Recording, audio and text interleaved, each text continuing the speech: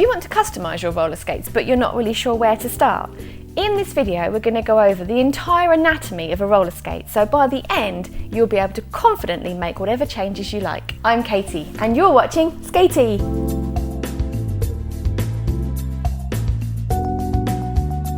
Let's talk about the boot, because this is the most important bit. It's got to be comfortable, it needs to fit you properly, and it needs to be strong to support your ankle. I would always recommend a boot that has a couple of layers.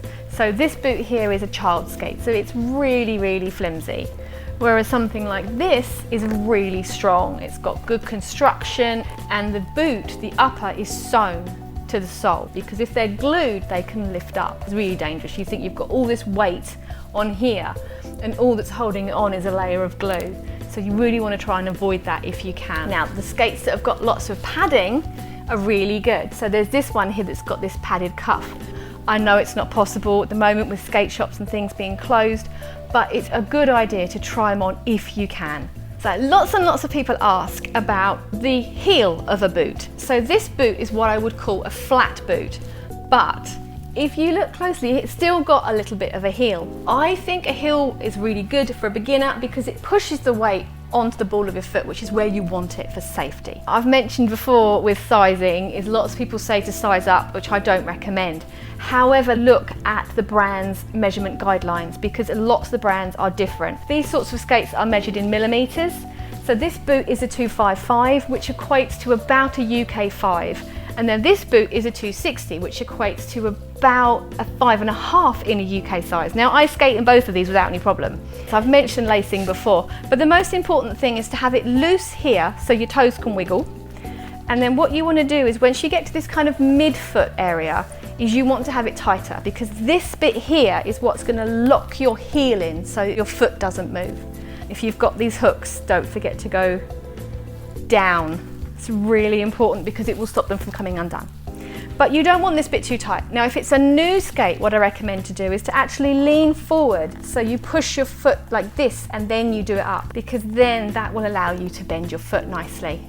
When it comes to recommending brands, it's easy for me to recommend Rise Sport, Adia, because that's what I've skated in, that's what my girls skate in. My eldest has got some Rio rollers at the moment, which she's really loving, and they're really comfortable. I hear really good things about Sure Grip, Moxie, Rydell. I've had Rydell boots in the past and I can definitely say that they're really comfy. Do take advice online, because if someone's already used it, they've got experience of it, then that's a great place to start. If you've had any experience of any of the other brands that I haven't mentioned, then please let me know in the comments and you might be able to help somebody else.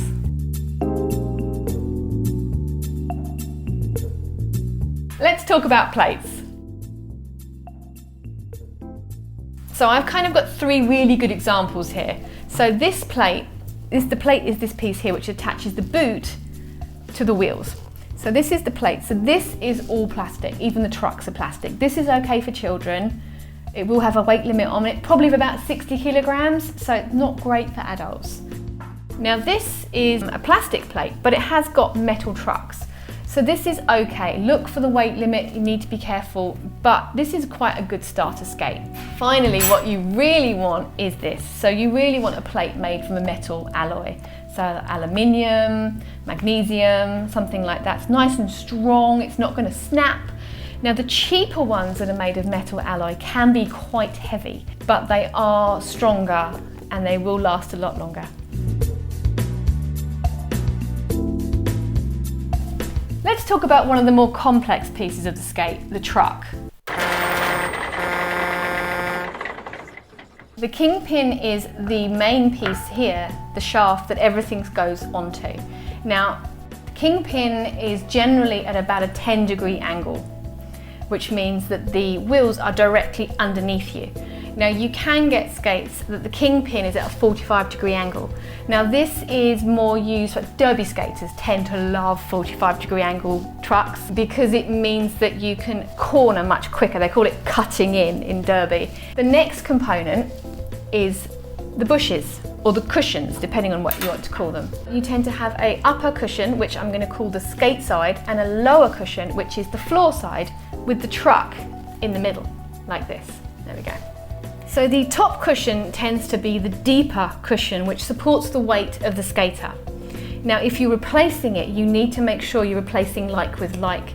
So you buy the correct cushion for your brand. You need to make sure that they're the right hardness. So they come in rubber or urethane, and they will squash down.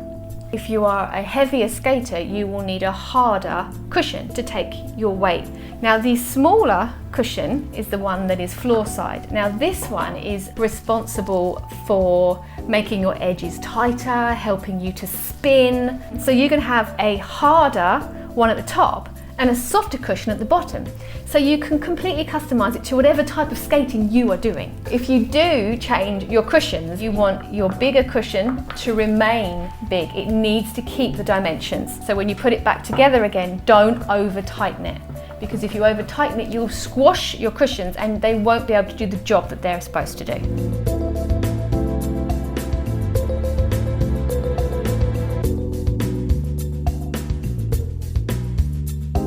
This is the components of the plate. This is a 10-degree Kingpin, as you can see.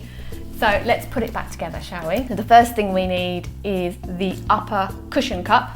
So that goes on first. Then you need your upper cushion. The slightly smaller piece tends to sit into the cup. Then you need your truck. Make sure it's sitting in this pivot hole here. And then you need your lower cushion. Give that a nice push on there. Then your lower cushion cup. Then you need your click nut, and you can screw that on. And then you need your Kingpin keeper screw. There we go. It's all back together again. So this actually takes us on really nicely to our next section where we talk about the wheels.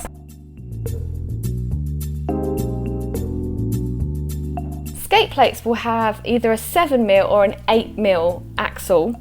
So when buying bearings, you need to make sure that you buy the correct size. This is a roll-on plate, so it's European, so it's a 7mm. A lot of the American-made skates are imperial, so they tend to be on the 8mm. There are two main types of bearings. This is a closed bearing and this is an open bearing. So the open bearing, you can see the balls inside. This one will need cleaning and lubricating regularly because you can get dirt in there and it won't roll nice and freely. Whereas this one is pre-lubricated and it's sealed, so the dirt shouldn't get in. For every wheel, you will need two bearings. You can use a spacer. So this is a spacer, so you would do bearing, spacer, bearing inside the wheel. Now, I believe manufacturers recommend that you use spacers because it stops the inner of the bearing from rotating on the axle. But you don't have to use a spacer, you can just use the inner of the wheel to hold the bearing in the right place. Wheels come in different levels of hardness. So a soft wheel, a 75, would be one that you'd use outside because it's nice and soft to take up all the bumps outside, and if you roll over a stone, hopefully if you're going fast enough, it will continue to roll. Now the harder wheels are, I would say, more for when you're inside the rink, and these wheels help you to spin and they're much slippier. So if you're a beginner, you don't want a too slippery wheel indoors because you'll find it really hard to push and to get the basic skills. But likewise, if it's too grippy inside, you're going to struggle to move your skates. So if you're skating inside, you want about sort of an 85-90. 104 is very, very slippy and 75 is very, very grippy. If you decide to use a large wheel, you need to be careful that it doesn't touch the bolt here. So if I put this larger wheel on, there's plenty of clearance, but at the back you can see that it's quite a lot tighter here. So you need to make sure that your wheel isn't going to rest on the nut. Now like this, it might not, but once you get in your skate and start bending, you need to make sure that if you bend and push your trucks over, it still doesn't touch. I've been skating forever, a very long time, and never in that time have I owned a bearing press. I just use the axle of the skate. So what I would say is you want to do the front one first. So I'm going to put my bearings on top. I'm literally just going to push down and it will pick up the top bearing. And if you turn it over, this is where, if I had a spacer, you would now put the spacer on there, and then I'm going to do exactly the same and just pick up the next. Done. Easy. You can also remove them in the same way using the axle. You need to be a little bit careful because you don't want to ruin your thread. But if you're careful and you just pop it on ever so slightly, they'll just pop out and you won't damage anything. Done. Well, I hope this video has been really helpful and you can now change your wheels and upgrade your cushions and make your skates your own. I have to mention whilst I'm here that we do have some merch, very exciting. There's this one is available on Amazon, and there's also a couple of t-shirt designs that we've got on there as well. So check that out if you like. I'm Katie and you've been watching Skatey, and I'll see you next time.